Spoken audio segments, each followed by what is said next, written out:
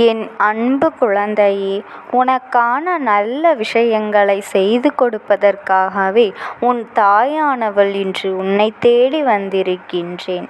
என் அன்பு குழந்தையே, மீண்டும் மீண்டும் உன்னை காப்பாற்றுவதற்காகத்தான் இந்த அம்மா உன்னை சுற்றி சுற்றி வந்து கொண்டிருக்கிறேன்.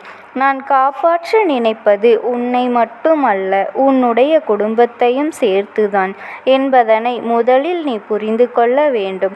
அம்மா, என்னுடைய குடும்பத்திற்கு ஆபத்து என்று சொல்கின்றாயா?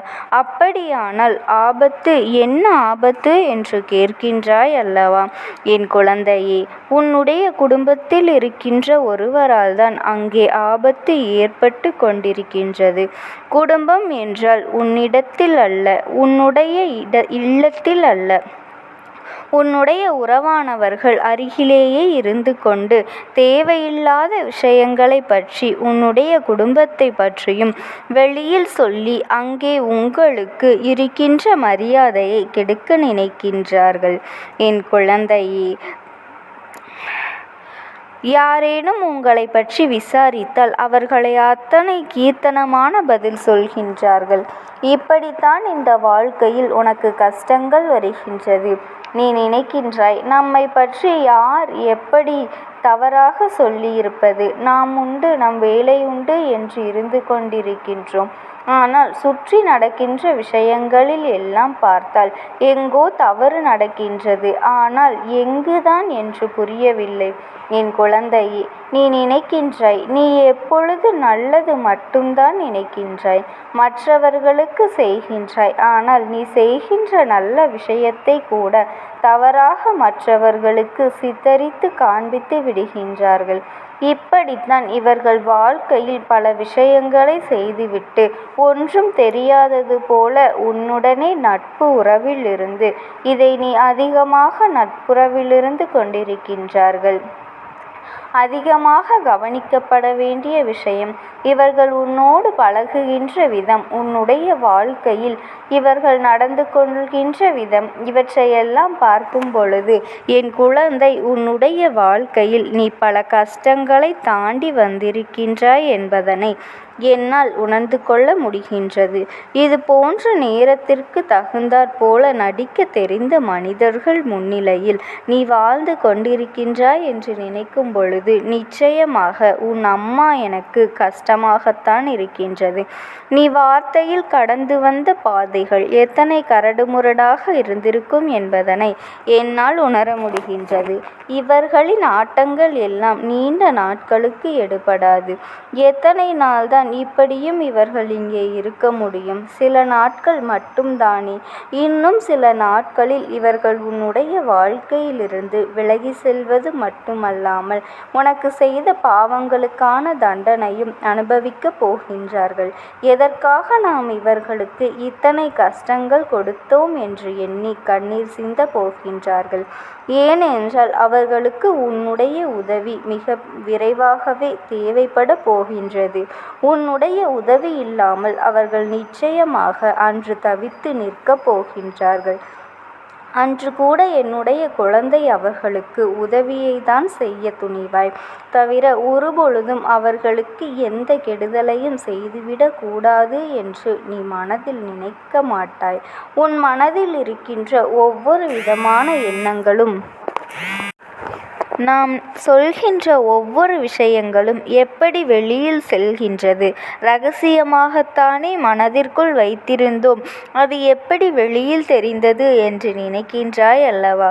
அந்த இரகசியத்தை நீ யாரிடத்தில் சொன்னாய் என்று ஒரு முறை சிந்தித்து பார். உன்னுடைய மனதில் இரகசியம் என்று சொல்வதற்கு எதுவுமே இல்லை. யாரேனும் உன்னிடத்தில் நல்லபடியாக 2 வார்த்தைகள் பேசிவிட்டால் உடனடியாக அவர்களிடத்தில் எல்லாவற்றையும் கொட்டி தீர்க்கின்றாய். மனதில் இருக்கின்ற விஷயங்களை சொல்லி அவர்களிடத்தில் ஆறுதலை தேடிவிடுகின்றாய். ஆனால் அவர்கள் என்ன செய்கின்றார்கள் தெரியுமா? நீ செய்கின்ற விஷயங்கள், நீ சொல்கின்ற விஷயங்கள் எல்லாவற்றையும் அடுத்தவர்களிடத்தில் சொல்லி சிரித்து கொண்டிருக்கின்றார்கள். என்று அவர்கள் எப்படி சொன்னார்கள் தெரியுமா? அவர்களை எப்படி வாழ்க்கையில் என்ன நடந்தது தெரியுமா? இப்படி ஒரு பிரச்சனை இருந்தது தெரியுமா என்று சொல்லி அங்கே அவர்கள் சிரித்து கொண்டிருக்கின்றார்கள்.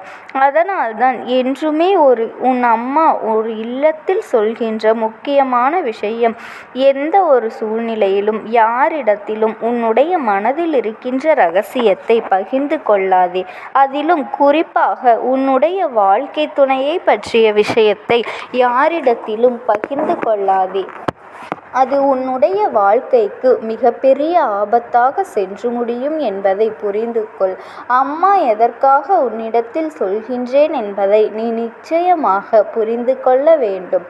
பொதுவாக வாழ்க்கையினுடைய யதார்த்தத்தை நீ புரிந்து கொள்ள வேண்டும்.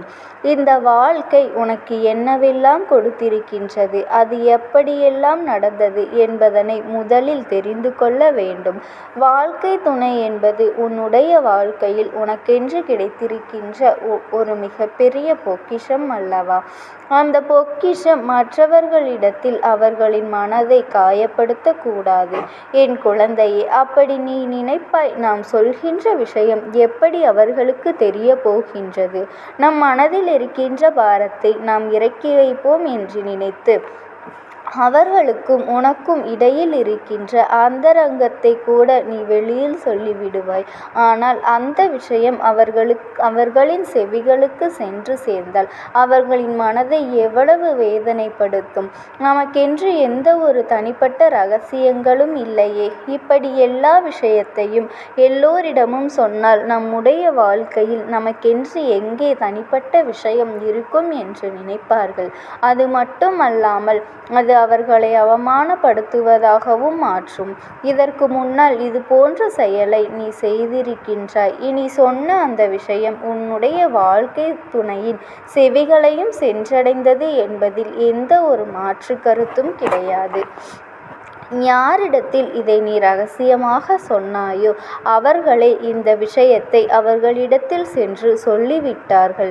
எடுத்துக்கொண்டாலும் அவர்களினுடைய ஆழ்மனதில் நம்முடைய ரகசியம் வெளியில் சென்றுவிட்டதே என்ற எண்ணம் உன் துணையுடைய மனதில் இருக்கத்தான் செய்கின்றது. இந்த எண்ணங்களை வெளிக்காட்ட தெரியாமல் அடிக்கடி உன்னிடத்தில் எரிந்து விழுவதும் தேவையில்லாத சண்டைகள் குடும்பத்தில் இருப்பதுமாக இருந்து கொண்டிருக்கின்றது. என்னதான் இருந்தாலும் உனக்கும் எனக்கும் இடையில் இருக்கின்ற ரகசியங்களை இன்னொருவரிடம் பகிர்ந்து கொள்வது தவறல்லவா என்பதைத்தான் அவர்கள் வலியுறுத்துகின்றார்கள்.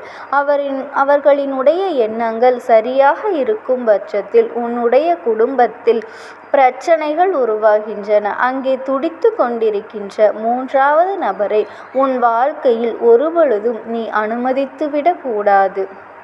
அந்த விஷயங்களை பற்றி அவர்களிடத்தில் பேசுவதற்கு மட்டுமல்லாமல் அதனால் உன் வாழ்க்கையில் ஏற்படுகின்ற பிரச்சனைகளுக்கு நீ ஒருபொழுதும் வழிவகுத்துவிடக்கூடாது என்றுதான் உன் அம்மா நான் உன்னிடத்தில் சொல்கின்றேன். இதுநாள் வரையிலும் நடந்தவை எல்லாமே நல்லபடியாகவே இருக்கட்டும், நடந்தபடியாகவே இருக்கட்டும்.